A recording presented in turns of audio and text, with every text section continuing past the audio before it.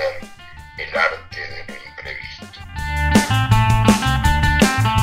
É como naqueles filmes do Regresso ao Futuro em que um simples detalhe altera para sempre o rumo da história. Um erro de um árbitro que decide um campeonato ou a transformação de uma zona de Lisboa que obriga um clube a mudar de casa.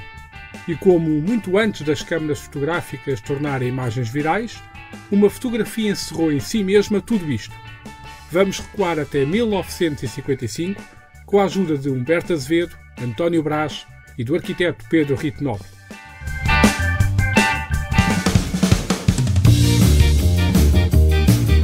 A 18 de abril de 1955 ainda não existia a A1, a Autostrada do Norte, mas isso não impediu 5.000 belenenses de rumar a Braga para apoiar o seu clube na penúltima jornada do campeonato. Conta ao jornal A Bola que foram 40 autocarros e 2 comboios especiais com adeptos azuis em direção ao Minho. O belenenses liderava o campeonato isolado e, em caso de vitória, encarava a última jornada a depender apenas de si. Estava quase a passar uma década desde o título de campeão nacional conquistado em Elvas, em maio de 1946. A expectativa entre as hostes azuis era a de repetir a façanha, desta feita nas Salésias, ainda por cima em clima de despedida do mítico estádio. Mas já lá vamos. O jogo em Braga da penúltima jornada foi rico de emoção e quem se deslocou ao estádio deu por bem emprego o investimento. 5 golos no total. Vitória do Belenenses por 3-2, com um bis de Matateu e um gol de Pérez. Ficava o emblema da Cruz de Cristo a depender apenas de si na última jornada. Bastava um triunfo sobre o Sporting nas Salésias para se sagrar campeão, independentemente do que fizesse o Benfica, no encontro que queria disputar em casa, frente ao Atlético. Mas antes de irmos saber como tudo acabou, vamos antes perceber como se chegou aqui.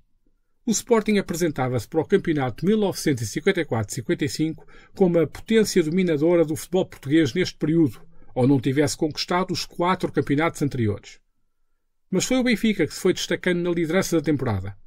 Numa prova disputada entre 14 equipas, na entrada do ano de 1955, os encarnados estavam no topo da classificação com 3 pontos de vantagem sobre o Belenenses e Braga, que fazia nesta temporada uma gracinha e intrometia-se na luta pelos lugares cimeiros, e com 4 de vantagem sobre Sporting e Porto.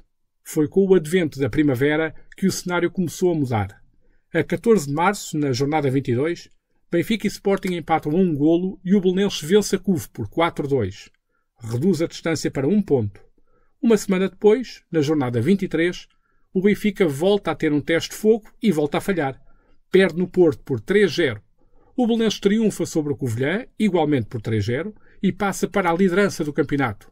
O topo não lhe foge mais, até à última jornada. A derradeira jornada do campeonato 1954-55 foi um acontecimento nacional e a imprensa desportiva multiplicava-se em artigos na semana que antecedeu o encontro. Se por um lado noticiavam que os azuis iriam cumprir um estágio em Colares, por outro anunciavam que os jogadores do Sporting iriam ser contemplados com prémios financeiros consoante o resultado, algo muito pouco comum naqueles tempos, e que os Leões estrearam nessa época como forma de motivação aos atletas. Assim, segundo a Bola, cada jogador verde e branco poderia ganhar 1000 escudos em caso de vitória, divididos entre 300 escudos estipulados no regulamento interno do clube para triunfos e mais 700 escudos extra atribuídos pela importância do encontro. Aquele domingo, 24 de abril, era de festa. Uma autêntica romaria de adeptos nas Salésias em clima de grande entusiasmo. Entre eles estava António Brás, o filho de um dos fundadores da Casa do Belenenses de Queluz, local onde os pais moravam e onde ele também sempre morou, tinha 7 anos quando naquela tarde foi com a família ao futebol. Sim, a família, que o dia era de festa. Recorda-se pouco do jogo propriamente dito, mas não lhe sai da memória a tristeza do final. Ou como escreveu o jornal A Bola, a tarde em que as trevas comeram o sol. O meu pai resolveu levar-me a mim e à minha mãe, nunca tinha ido ao futebol, não é? Estava com 7 anos, porque, naquele tempo, não é? Hoje em dia os miúdos com 7 anos já são mais vivaces, não é? Naquele tempo, em 55, realmente era tudo muito diferente do que é hoje, não é? Então, como era um dia de festa, o meu pai resolveu levar-me a mim e à minha mãe. Ficámos na bancada a ver o jogo. É claro que o jogo em si não tenho assim uma grande percepção do jogo em si. Lembro-me de vê-los e de ver os jogos em si, mas não fixei assim nenhuma jogada, está a ver? Não é? Andava lá se calhar meio perdido, não é? Tenho ideia realmente depois do que aconteceu, não é? Portanto, essa ideia ficou sempre, digamos, gravada na memória, não é? Portanto, aquele final triste, não é? Porque, como digo, toda a gente estava a pensar na festa, não é? E depois aconteceu o que aconteceu, não é? Mas e então? O que aconteceu? Bom, antes de mais será importante sublinhar que nenhumas palavras conseguem fazer justiça à tristeza que agentes do Belenenses devem ter sentido naquela tarde, misturada com um sentimento de revolta e injustiça. Em causa, a arbitragem do encontro. Vamos começar pelo início. O Belenenses entrou muito bem na partida e marcou cedo. Aos 2 minutos, Pérez fazia agitar as redes leoninas para 1-0. Escreveu-se que tudo valeu nos festejos. Foguetes, chocalhos, morteiros. E lágrimas de felicidade, muitas. O Sporting empata ao minuto 17 através de penalti. Um lance duvidoso de bola na mão ou mão na bola colocou Albano na marca da grande penalidade para fazer o 1-1. Os corações azuis haveriam de ir para o descanso mais satisfeitos. Aos 42 minutos, Dimas cruza para Matateu cabecear na área. Estava feito o 2-1 e o Belenenses era outra vez campeão. O segundo tempo foi rico em casos. O mais famoso, o lance de Matateu. Um remate do ponta de lança moçambicano com o pé esquerdo desvia num defesa leonino e engana o guarda-redes Carlos Gomes, que se estica para defender a bola. Quando alcança o esférico, este já transpôs a linha de baliza. Golo? O árbitro entendeu que não. Protestam os adeptos azuis. Naqueles tempos a imprensa não dava amplo destaque a polémicas ou erros do árbitro. Embora o Diário de Lisboa tenha referido que existiram, cito, porventura razões fundamentadas para se dizer que num ou noutro ponto a arbitragem não agiu como deveria. Mas os tempos eram outros e este género de análise não ia mais além. Não existiam os tribunais em que os juízes avaliam o trabalho dos colegas. Também não existiam imagens televisivas ou o famoso VAR. E então, em quem é que vamos acreditar para saber se era afinal golo ou não? Bom, o próprio guarda-redes do Sporting, Carlos Gomes, parece ser o homem mais isento e bem colocado para dizer de sua justiça. Em 2004, numa entrevista ao jornal A Bola, Carlos Gomes colocou um ponto final na suspeita e afirmou, cito, "Vou contar-vos uma coisa que publicamente sempre neguei. Mas hoje, passados todos estes anos, é a altura de contar a verdade. Nessa tarde, nas Salésias, tirei a bola rematada pelo Matateu quando já estava para lá da linha de golo. A bola estava efetivamente mais de um palmo dentro da baliza." Mas esse não foi o único lance polémico. No segundo tempo, um penalti que, segundo os azuis, ficou por assinalar sobre Matateu, motivou até uma invasão de campo, com o espectador a saltar para o relevado e a interpelar o juiz da partida. Para acentuar ainda mais a carga dramática, o golo que dá o empate ao Sporting chega a 6 minutos do fim do encontro. Foi Martins quem fez o 2-2 e deu o título de campeão ao Benfica, que vencia na mesma hora em casa o Atlético. Os encarnados terminavam o campeonato a repartir a liderança com os azuis com os mesmos pontos. Valeu-lhes, contudo, vantagem no fator desempate. O atual sócio número 1 do Belenenses, Humberto Azevedo, era um dos milhares de espectadores naquela tarde e recorda com invejável memória que os seus 93 anos ainda permitem conservar as incidências do encontro e de um clube que contava, entre outros, com os irmãos Vicente e Matateu no mesmo plantel. Era um clube que se impunha, onde fosse, impunha sempre, não é? Tanto faz pela qualidade dos seus jogadores, pelo jogo que apresentavam. O jogo correu, pode ser, tac a tac, vamos lá ver, não é? Não houve superioridade do Sporting nem nada. Ainda por cima, quem estava em jogo, eles também prepararam psicologicamente as pessoas, o público em geral, dizendo que que o Sporting ia fazer o jeito ao Valdense. Portanto, ainda os Sportinguenses ainda quiseram mostrar que não era isso, não é? Está a perceber? Mas tivemos muito azar e uma arbitragem horrível. Árbitro esse que teve que sair para a Quinta do Almargem. Os nossos jogadores tiveram um desânimo bestial. O Homero Serpa, que era seccionista da natação também, foi o único jornalista que conseguiu entrar na cabine. Estava fechada a imprensa, mas ele era seccionista da natação, entrou aí e fez a sua reportagem. Na imprensa não faltaram palavras, expressões e metáforas para descrever o sucedido. Em A Bola, por exemplo, escreveu-se no dia seguinte: o que se passou ontem nas Salésias está para além da banalidade da tristeza natural de se ter perdido um desafio. Houve mais, muito mais do que isso. Desenrolou-se um verdadeiro drama de que foram personagens centrais os briosos jogadores do popular Clube da Cruz de Cristo e espectadores tristemente emocionados, milhares e milhares dos seus sócios e simpatizantes. Na saída, a revolta era muita. E o desejo de fazer justiça também. Os adeptos do Belenenses cercaram o carro do árbitro e preparavam-se para descarregar no veículo a sua fúria. Salvou a situação Rocha, jogador dos Azuis que, no notável gesto de fair play e clarividência, subiu ao tejadilho e serenou os ânimos. A fotografia desse momento histórico do futebol português, captada de um ângulo superior, tem a assinatura de Humberto Azevedo, que a emprestou a vários órgãos de comunicação. Como é que eu estou ali? Porque eu estou no sítio alto, como reparou. Porquê quê? Porque eu nessa altura já era seccionista da natação.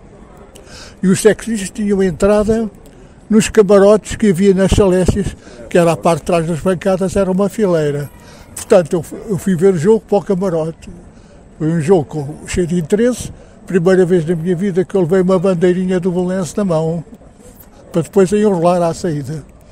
Portanto, eu vinha a sair, acabou o jogo, vinha a sair, estava tudo irritado com a arbitragem, foi horrível. E eu vinha a sair e disse: veja aquele aglomerado ali. Então era o Rocha, que era a defesa do Belenenses, em cima do carro, a pedir aos nossos sócios para não darem mais cabo do carro. Vinha um, partiu o limpa-parabrisas, vinha outro, o empurrão. Era uma arrastadeira, o Citroën, umas chamadas arrastadeiras, e portanto começou-se a juntar gente cada vez mais e davam cabo do carro. Ele tentou impedir a ação dele teve efeito porque apareceu 2 guardas republicanos a cavalo que dispersaram a rapaziada. Quem também tem a visão desses acontecimentos gravada na memória é António Brás, que subscreve o relato de Humberto Azevedo. Eu recordo-me, depois do jogo acabar, portanto estava na bancada, depois descemos, e tenho uma ideia, eu penso que era o Rocha, que também foi jogador do Belenenses, foi a ideia que me ficou, portanto que ele em cima do carro, penso que era o carro do árbitro, é o carro de alguém em cima do carro, e as pessoas, digamos, estavam, enfim, vandalizar, digamos assim, o carro, não é? Bater no carro, e o Rocha em cima do carro a dizer pensa que é uma arrastadeira, a dizer que para as pessoas pararem, não é? Para não continuarem, não é? Com aquilo, porque a rapaziada estava realmente toda enfurecida, não é? E depois lembro-me, digamos, de mais tarde aparecer a guarda republicana, não é? Eu e a minha mãe muito assustados, o meu pai andava lá no meio daquilo para ver melhor as coisas, mas assim, eu e a minha mãe encostados lá ao muro das Salésias, na rua, não é? À espera que aquele vendaval passasse para virmos para casa, não é? Foi realmente uma imagem que me ficou gravada. Essa ficou-me gravada, não é?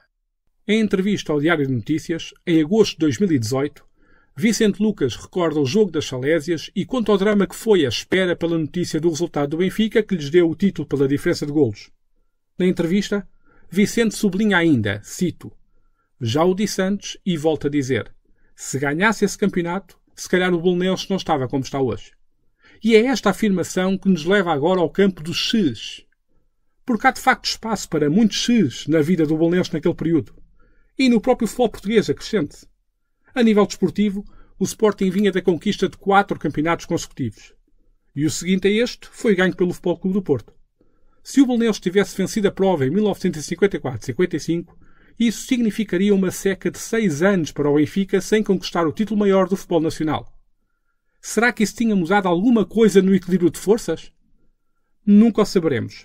No que respeita ao caso particular do Belenenses, António Brás partilha da visão de que um árbitro pode ter mudado o destino de um clube, tendo sobre o tema a mesma leitura de Vicente Lucas. Tenho completamente. Aliás, naquela altura, portanto, se hoje, enfim, já vê as arbitragens e os roubos que se fazem em determinados jogos, não é? Porque são roubos, não é? Naquela altura que isto foi um escândalo, não é? Portanto, havia que proteger, digamos, o Benfica, não é? E naturalmente que o Belenenses tinha que ser prejudicado. E aquele árbitro, enfim, não me recordo o nome do homem, não é? Mas foi realmente um malandro por tudo aquilo que, pela arbitragem, digamos, que fez, não é? Portanto, o Belenenses com certeza, se tem ganho esse campeonato, tinha ganho uma certa endurance, digamos, para subir mais ainda, não é? Portanto, galvanizava mais as pessoas, os associados, os simpatizantes, não é? E o Belenenses podia ter tido um futuro, digamos, diferente, não é? Sim, infelizmente andámos sempre, enfim, naqueles primeiros lugares, não é? Mas sem nunca chegar, digamos, ao topo, não é? Portanto, eu estou convencido que realmente, se temos ganho esse campeonato, que era mais que merecido, não é? O Belenenses teria tido, enfim, enfim, hoje seria diferente, provavelmente, não é? Os sócios do Belenenses procuraram erguer o ânimo da equipa, assim como assinalar o feito que foi a fantástica temporada, e juntaram-se para, numa vaquinha, comprar uma taça para oferecer aos jogadores, premiando-os simbolicamente como campeões nacionais 1954-55. Ao troféu, batizaram de Taça Fernando Riera, o treinador chileno da equipa. A cerimónia juntou milhares de sócios que, num clima de grande emoção, prestaram tributo aos jogadores. Mas não foram os únicos. Também o jornal A Bola decidiu honrar a época do Belenenses. A distinção de bola de prata, atribuída ao melhor marcador do campeonato, neste caso Matateu, que assinou 29 golos, foi excepcionalmente alargada a todo o plantel. E vamos regressar ao campo dos X e expandir o suponhamos a outro aspecto determinante na vida do Belenenses. No final da década de 40, depois da conquista do Campeonato Nacional e quando pedia autorização à Câmara de Lisboa para a expansão das Salésias para albergar infraestrutura para a prática de ginástica, o clube é informado de que tem de deixar o local e procurar novo estádio. Para melhor se entender a surpresa da notícia, talvez seja melhor situar o que representavam as Salésias para o desporto nacional. Foi o primeiro campo relevado, casa onde jogava a seleção, e também dos primeiros recintos com pista de atletismo, assim como o pioneiro na iluminação elétrica para a realização de jogos noturnos de basquetebol. O espaço iria ser sacrificado em nome dos projetos de urbanização da zona de Belém. O arquiteto Pedro Rito Nobre é autor do livro Belém e a Exposição do Mundo Português, publicado pela Livros Horizonte, documento que resulta do seu mestrado em Património na variante Património Urbano pela Faculdade de Ciências Sociais e Humanas da Universidade Nova de Lisboa.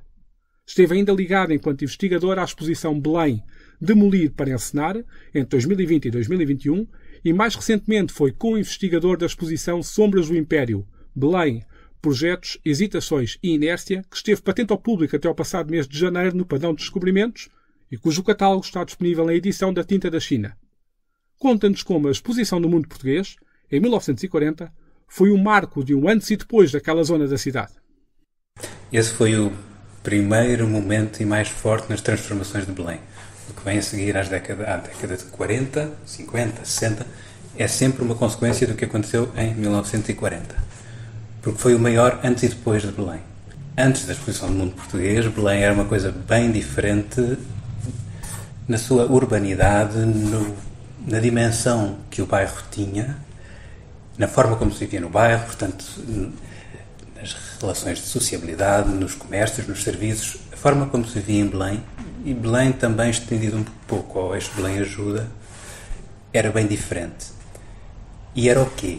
Era um bairro que ainda remetia para aquela relação com o rio, um bairro de muito maior comércio, mais pobre, rodeado por sua vez de muitas quintas que correspondiam à parte rica e erudita. Portanto, Belém, sobretudo enquanto foi concelho no século XIX, foi quase meio século concelho próprio separado de Lisboa, Belém tinha aquele centro onde havia essa dualidade muito complementar entre uma realidade rica e erudita de quintas e palácios e um centro urbano muito denso, com muitos serviços, comércio, muita habitação, portanto, muita urbanidade a acontecer, muito vibrante e vivo, ainda sempre com uma memória da relação com o rio, porque o rio tinha chegado até ali, muito mais perto das casas, durante muitos séculos.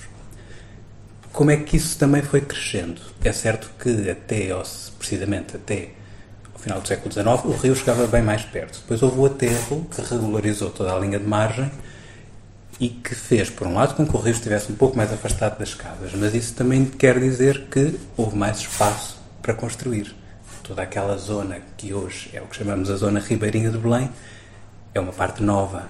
Quando isso foi construído, esse aterro, no final do século XIX, o que fazer com todo esse terreno disponível disponível, livre, e então a primeira forma de crescimento foi um crescimento muito orgânico, muito natural. As ruas foram crescendo, os prédios foram sendo construídos, sempre neste contexto de um bairro habitacional e denso. Um bocado de cidade, vá. Sempre na presença dos Jerónimos, que era o elemento mais central e o que dominava, de facto, toda aquela zona. Em frente aos Jerónimos nunca se podia construir. Desde Dom João III há um alvará que diz isso mesmo, não se pode construir em frente aos Jerónimos. Esse alvará foi sendo sucessivamente confirmado por todos os reis, portanto, essa era uma área de nunca se poder edificar.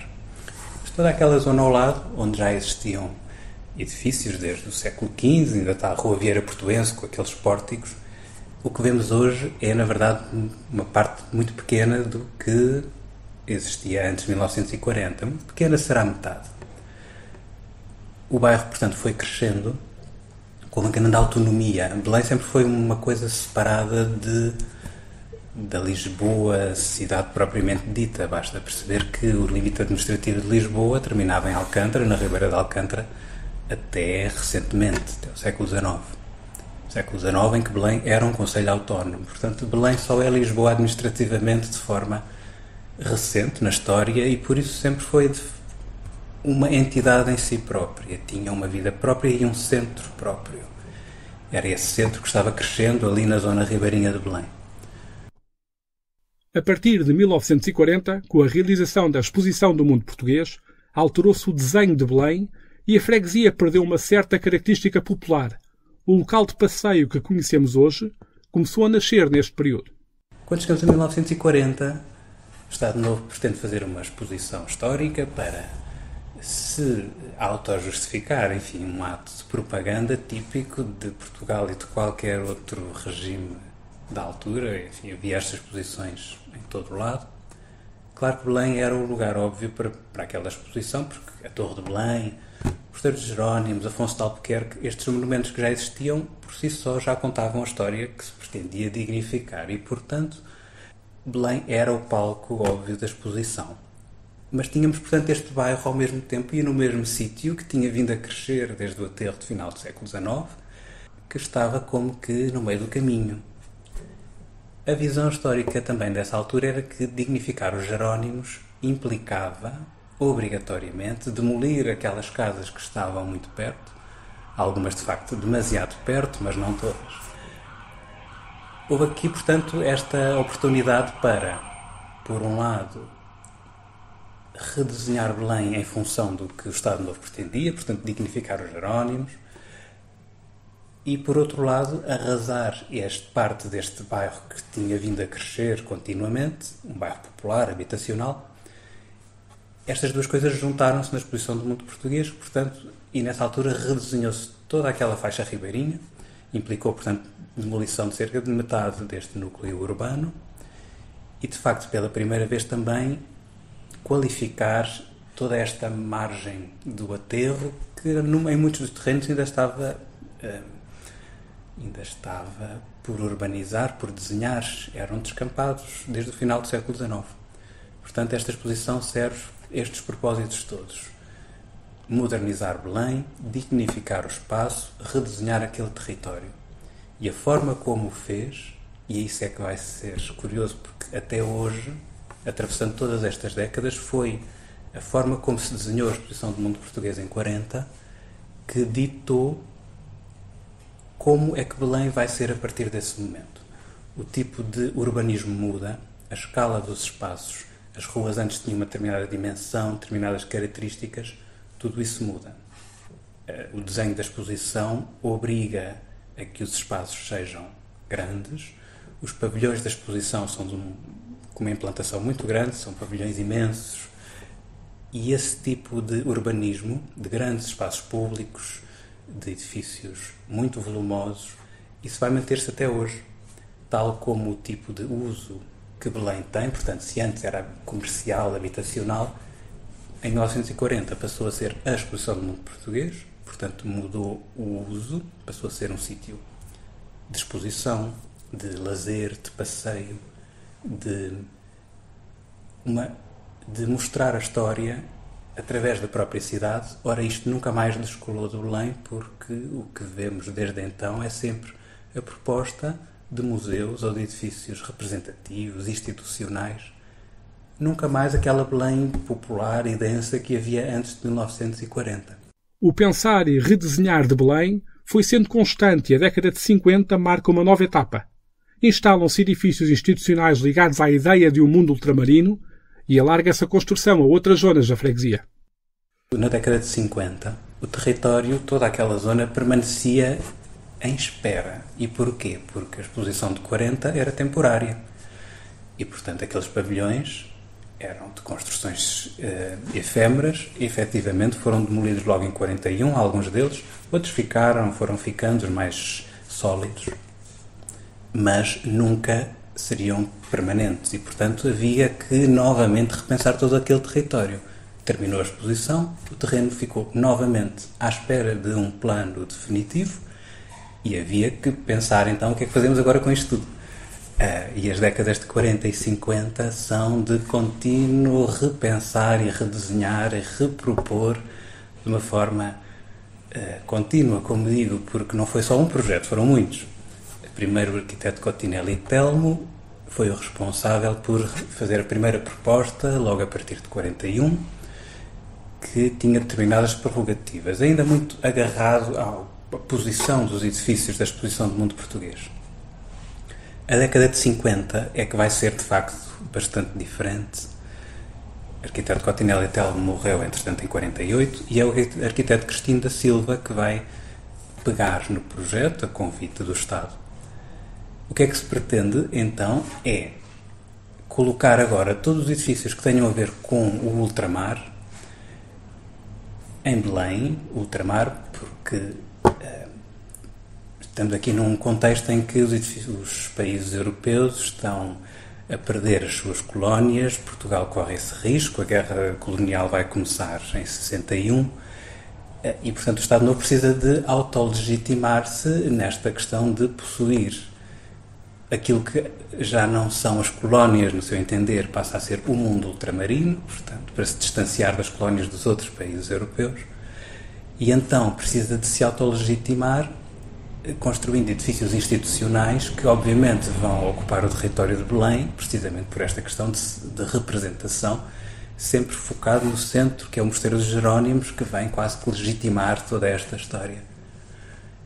O que é que o arquiteto Cristino da Silva faz? Vai fazer inúmeras propostas de implantação destes edifícios ultramarinos. São muitos. O Palácio do Ultramar, o Museu do Ultramar, o Instituto de Estudos Ultramarinos, o Instituto de Medicina Tropical, depois há sempre um museu etnológico, etnográfico, a par do Museu do Ultramar. Enfim, são muitos edifícios, alguns dos quais não sabe muito bem o que é que vai acontecer lá dentro, mas assim se vai desenhando proposta atrás de proposta.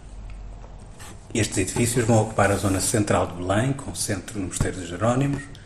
Também vão requalificar a zona mesmo junto ao rio. O padrão dos descobrimentos, que entretanto já tinha sido demolido, volta sempre na proposta a ser reposto, umas vezes mais para a direita, outras vezes mais para a esquerda.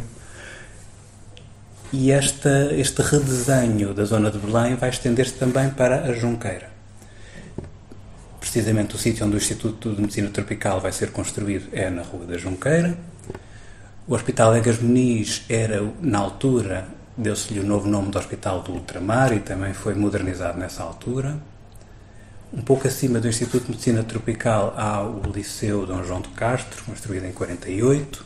Portanto, este redesenho de Belém estende-se também para esta zona da Junqueira, que apanha também a zona das Salésias. Portanto, é ali. Salésia está entre aquela zona do Liceu Dom João de Castro e a calçada da Ajuda e Belém. E, portanto, esta década de 50 vai ser continuamente repensada neste sentido, sempre de uma forma muito monumental, sempre grandiosa. Os edifícios são imensos. É certo que a ideia também é dignificar a zona e os Jerónimos, mas, na verdade, percebemos que com edifícios tão grandes os Jerónimos acabam por ficar minimizados na sua escala. Já não são o edifício da zona, passa a ser um equipamento entre outros de igual ou maior escala. Será um dos ses maiores da vida do belenenses, a par daquele se já referido da conquista do segundo campeonato nacional. E se o Belenenses não tivesse sido obrigado a mudar-se para o Estádio do Restelo e a enfrentar todas as contrariedades associadas a essa mudança? Existiu desde logo a questão financeira. Para se ter uma ideia, como pano de fundo da luta do Belenenses pelo título de 1954-55, estava um clube em alvoroço. Só a 3 de março de 1955, portanto pouco mais de um mês antes da última jornada do campeonato, o Belenenses conseguiu pacificar a sua gerência. É que a Assembleia Geral realizada pouco tempo antes, e que durou até às 5 horas da madrugada, havia sido inconclusiva e o clube estava por isso sem direção. Em causa, as dívidas que já se iam amontoando em redor do Estádio do Restelo, que se encontrava em construção e cuja inauguração iria acontecer em setembro de 1956. Foi então a 3 de março de 1955 que o capitão Pascoal Rodrigues assumiu a liderança do clube, ficando o engenheiro Frederico Ulrichs responsável pela comissão do estádio. O Estádio do Restelo representou uma mudança significativa em relação às Salésias. É certo que se tratava de um complexo esportivo muito maior, mais digno, à imagem de um clube que naquele período, em menos de 40 anos de vida, já contava, entre outros, com um campeonato nacional, 3 campeonatos de Portugal e uma Taça de Portugal. Mas o local da edificação do estádio, uma antiga pedreira, representou também um afastar geográfico do clube em relação ao núcleo habitacional das suas gentes. O arquiteto Pedro Rito Nobre explica como o Restelo era naquela altura, como o resto de Belém, uma zona abrangida por projetos de urbanização que viriam trazer uma nova vida àquele ponto da cidade. Um dos objetivos, a partir da década de 30 para Lisboa, era que a cidade crescesse para Poente, para a zona precisamente de Belém-Restelo. E havia muitos planos, ou seja, começou primeiro por haver um plano para a urbanização da Encosta da Ajuda, chamado assim, Encosta da Ajuda, que apanha todo o Restelo até a Torre de Belém. Este primeiro plano era para urbanizar toda aquela zona do Restelo com moradias para uma classe abastada, portanto, moradias com jardins, baixa densidade habitacional, portanto, um espaço muito tranquilo, que corresponde, de facto, a uma determinada zona do Restelo, que foi a primeira parte a ser construída de acordo com este plano. Esta construção foi impulsionada, de facto, pela Exposição do Mundo Português de 40. Esta exposição veio recolocar Belém no mapa e, portanto, foi pelo sucesso desta exposição que o Restelo começou a ser construído, porque havia esse interesse e assim começou esta urbanização do Restelo, nesta forma de urbanizar em moradias para uma classe abastada. Ao longo dos anos foi preciso repensar como é que o Restelo se iria urbanizar, porque era necessária mais habitação e se calhar habitação para outras classes sociais. E os planos a seguir para o Restelo vão ser diferentes na sua proposta urbana, portanto vai passar a haver moradias geminadas, vai passar a haver edifícios em banda para habitação, portanto já para outras classes sociais. Mas, portanto, a urbanização da Encosta do Restelo é contínua a partir de 40, sempre com planos renovados, e por isso é que o Restelo hoje é muitas coisas. É a zona das moradias, há a zona ali do centro comercial com o Careca, que já é construções de outra época, há o Alto do Restelo, que estamos a falar já de torres dos anos 70, sempre que já corresponde a outro paradigma de fazer e pensar cidade. Portanto, o Estádio do Restelo, quando foi colocado na pedreira, já o Restelo estava em urbanização e já íamos no segundo ou terceiro plano do Restelo. É certo, de facto, o facto de haver ali uma pedreira que já estava configurada de determinada forma, que era talvez, a nível urbano e arquitetónico, era uma escolha muito evidente para colocar o estádio, porque o espaço já estava disponível, quase que parte das bancadas já estava meia desenhada pela forma como a pedra tinha sido extraída, portanto foi uma implantação muito evidente. Enfim, o terreno já estava a pedir. De facto, não era uma zona tão central como as Salésias para a comunidade que lá vivia, porque o Restelo era, portanto, uma zona em construção nestas décadas. Portanto, ainda não havia uma população estabelecida com a qual houvesse relações de proximidade ou de identificação com aquele novo estádio. Isso passou a haver depois, provavelmente, porque os anos é que vão sedimentando essas relações. Mas, portanto, o estádio do Restelo vai inserir-se nesta urbanização do Restelo, que estava em curso, precisamente nesta altura. O Belenenses haveria de fechar a época 1954-55 com um momento de glória. Face à indisponibilidade do campeão Benfica em participar na Taça Latina, em virtude de ter agendado uma digressão pelo Brasil, foi o Belenenses o convidado a marcar presença. Foi em junho que em Paris arrancou a competição frente ao Real Madrid, com quem perdeu por 2-0.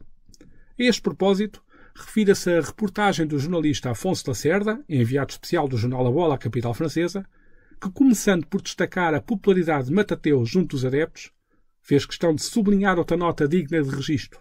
Cito: "Não podemos nem devemos esquecer outro jogador que não vinha precedido do cartaz berrante, que não deu muito nas vistas, mas que soube impor-se pela sua maneira de jogar, discreta e sempre útil, e sobretudo pelo seu comportamento fora do campo. Trata-se justamente de Vicente Lucas, o jovem irmão de Matateu." Lido assim à distância, terá sido um prenúncio de renovação.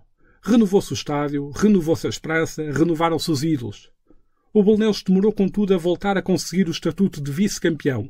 Só o conseguiu novamente em 1972-73. Mas essa época fica para outro episódio.